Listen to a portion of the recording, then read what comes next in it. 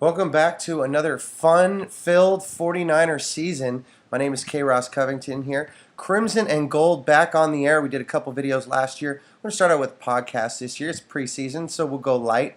This review of the Week 1 preseason against the Denver Broncos at home at Candlestick Park for the last year is for the educated fan or for fans who want the real side of things and not a biased point of view. Yes, I am a 49ers fan. Yes, I'm from the Bay Area. Yes, I went to Sarah High School. But the whole point of this is to understand not only the game of football, but the business of football.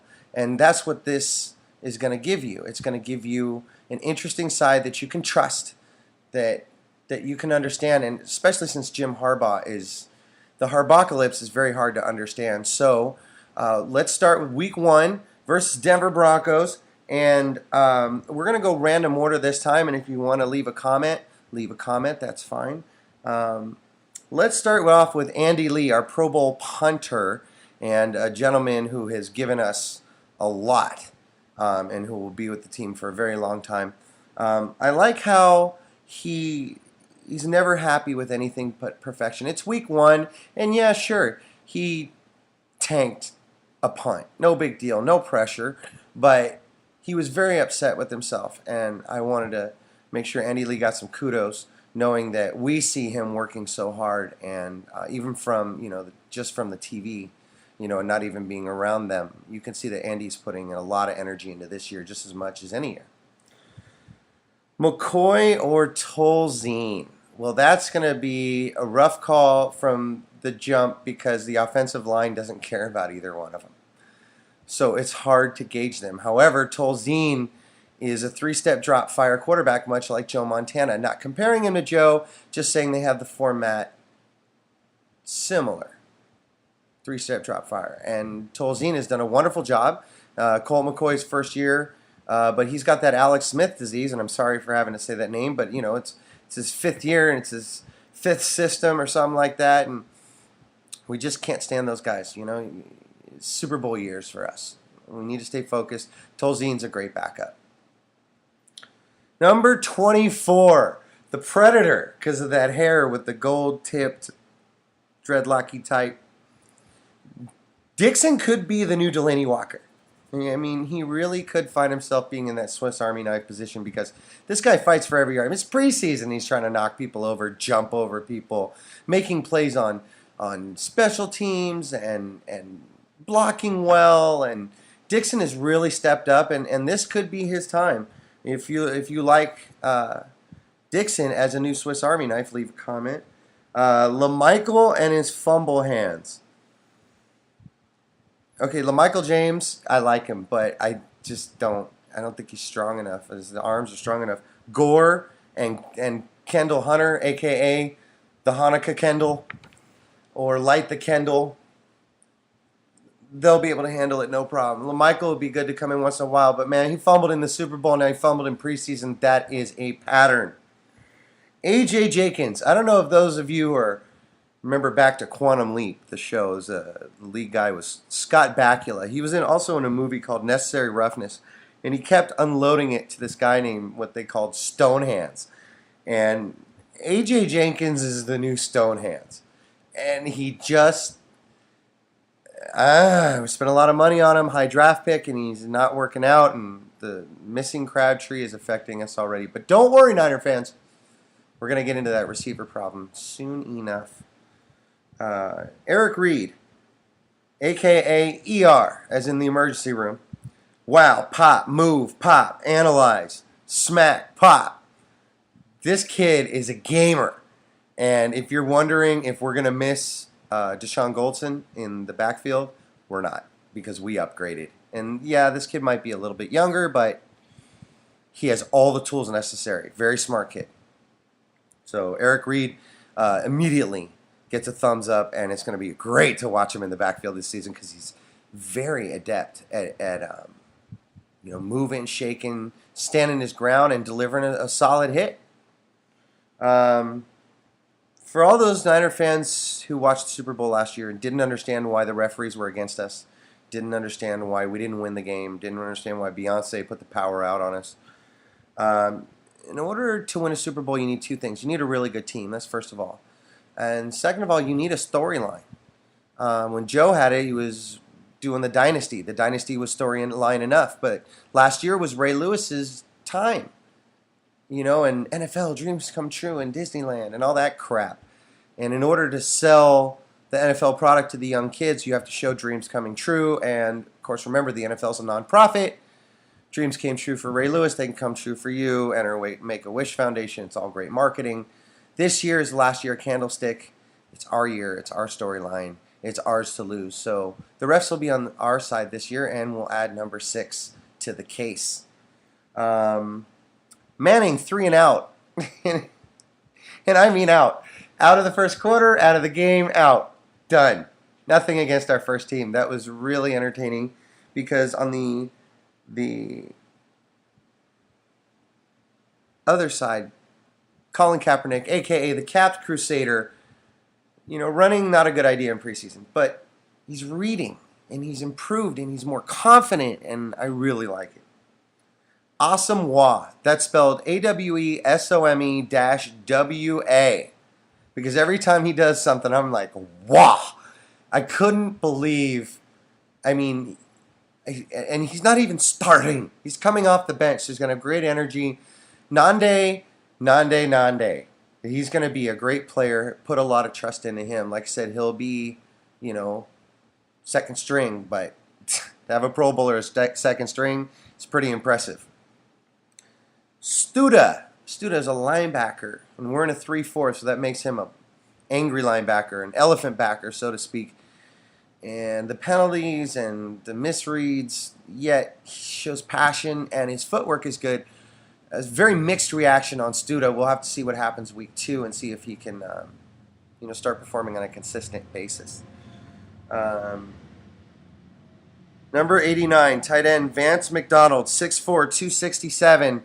And this guy looks like he could have us moving Vernon Davis to wide receiver, which is an interesting conundrum, I know. But he's young. He's obviously young, but he's got Brent Jones capability, and I wouldn't put that name on everybody. Let's see how he works out, but looking good so far. Osgood or Osgreat. Checking the pulse, and it's powerful. I don't know, he's shaking his head no. He should be shaking his head yes. He is still alive. This kid, 6'5", 220, wide receiver, been in the league 13,000 years. Still entertaining, still fun, still, I mean, honestly, somebody that could come in as a solid number 2 or number 3 wide receiver. I'm very excited. I mean, he's tall, he's big, and I don't know, the great and powerful Osgood. The nicknames will continue. The loss of Culliver's Travels. That's Chris Culliver. And the introduction of Spillman. Spillman the Wine. Dig that play. We're working on the nicknames over here. Spillman's got heart. He's got passion. He's got the ability. He's been in the system for a while. He could do very well, but will he? That's the question. That's the honest question. Paris Harrison obviously missed the game of football with an injury that kept him out all of last year. And he made up for it. In one preseason game, he was everywhere. It's great to see his energy. I know he's going to make the team. If he doesn't, it's travesty, or Harbaugh knows something I don't, which seems to be the case constantly. Parrish Cox. Not bad, kiddo. I mean, you remember this was the kid that started with so many off-the-field issues. And then under Harbaugh, he's just turned himself into a solid player. And I want to see this kid do well. It's, again, a great story for the NFL, something they can pick on during Super Bowl time to get some background and really get some, dive into that. Austin Collie from the Cowgirls, I believe. I really like him as another tall wide receiver, and we haven't seen him yet, but I believe as time goes on we will, and it's going to be interesting to see what role he plays because Colley's a great receiver. Who is number 1 on the roster? Looks like a receiver. Yeah, who is number 1? It might have been a quarterback. Might have been, I don't know. But number 1, not the best player on the roster, but actual number 1, wearing jersey number 1 on the roster. Looks like another receiver option, another big guy with good footwork. You know, quarterbacks are very good at footwork. If you can move one to wide receiver, hey, we need it this year. How many times did the Denver Broncos hold us? There was, I mean, obvious holding on so many plays right in front of the referees.